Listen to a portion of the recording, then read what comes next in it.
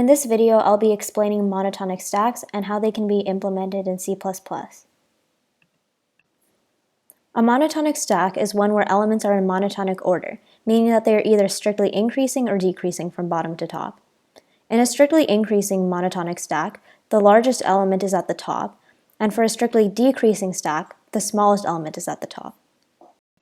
When we push new elements onto a monotonic stack, we may have to pop previous elements in order to prevent the new top element from conflicting with the strictly increasing or decreasing order. For an increasing stack, if we try to insert an element num, we have to pop out all elements that are greater than num in order to maintain the strictly increasing condition. For example, if we try to insert 15 into the given increasing stack, we have to pop out 34 first so that 15 is the largest element and elements below it are still in strictly increasing order. For a decreasing stack, we behave similarly. If we try to insert 11 into the given decreasing stack, we have to pop out both 4 and 7 in order for 11 to be the smallest number in the stack and all elements below it to be greater than it and strictly decreasing. In the case of the increasing stack, when we push on a new element num, we are popping out all elements that are greater than num until we reach the first element that's smaller than it. In the case of the decreasing stack, when we push on num, we are popping out all elements that are less than num until we reach the first element that's greater than it. Given an array, we can apply this logic to find the nearest smaller or larger element for every element in the array using this monotonic stack. We can apply the concept of the monotonic stack to the LeetCode problem next greater element 1. In this example, we are asked to find for each number x in array nums1, the next greater number for the corresponding number in array nums2. In this solution, vector next greater contains the next greater number for each element of nums2 and is initially filled with -1. The stack indexes contains the indexes of the elements of num2 in monotonic decreasing order based on the values at each index. The indexes of nums2 are pushed onto the stack and popped off when an element of nums2 v is greater than the element at the index at the top of the stack. This value v is the next greater number to the right of the popped indexes, and thus the corresponding elements in vector next greater are set to v. We obtain the elements for the final result vector by finding the indexes of nums2 for each value in nums1 and obtaining the corresponding next greater number. We can trace through our solution using the example where nums1 is equal to 4, 1, and 2, and nums2 is equal to 1, 3, 4, and 2. Initially, next greater is filled with -1s, and the indexes stack is empty. We start at index of 0, where v is equal to 1. Since the stack indexes are currently empty, we simply push the 0 onto the stack and move on to the next round. For index of 1, v is equal to 3, and we compare 3 to the values at the indexes on the stack. So we compare 3 to the element at 0, so since 3 is greater than 1, we store 3 at index of 0 in next greater and pop the 0 off the stack. Now that the stack's empty, we push 1 onto the index's stack and continue. For index of 2, v is equal to 4, so we compare 4 to the element at 1, and since 4 is greater than 3, next greater at 1 is set to 4, and we push indexes with the number of 2. Now we look at value of 2 at index of 3, and we see that 2 is not greater than the element at index 2, because 2 is not greater than 4. So we simply proceed and push the index of 3 onto the stack. Since 2 and 3 remain on the stack, that means that we did not find any next greater elements for them, and therefore next greater is set equal to -1 at those positions.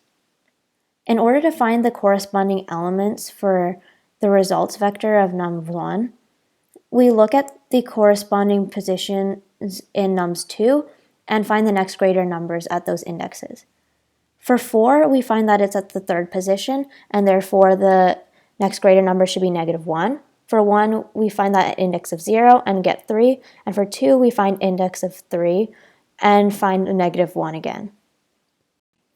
We can also apply the concept of the monotonic stack to the LeetCode example daily temperatures. Given a list of daily temperatures, we are asked to return a list of the number of days for each day in the input that we'd have to wait until a warmer temperature.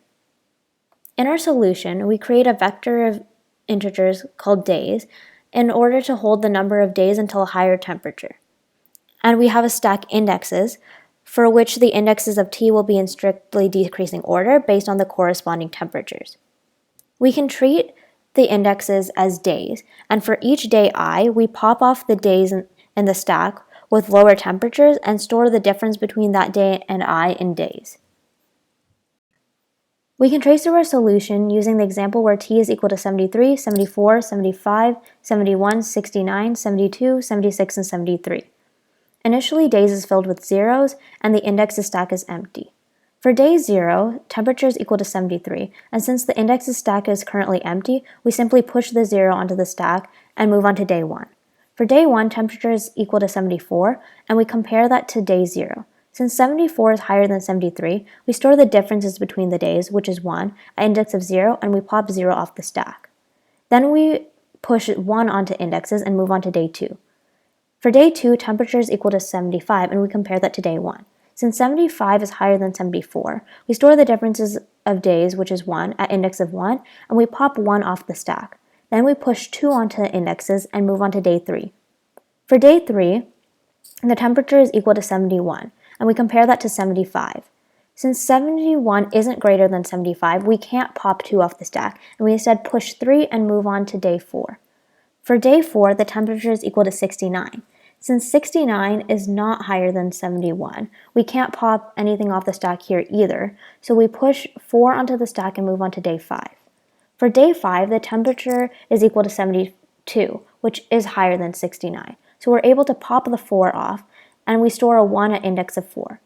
Then we compare 72 to day 3. 72 is higher than 71, so we're also able to pop that off and store a difference of 2 at index of 3.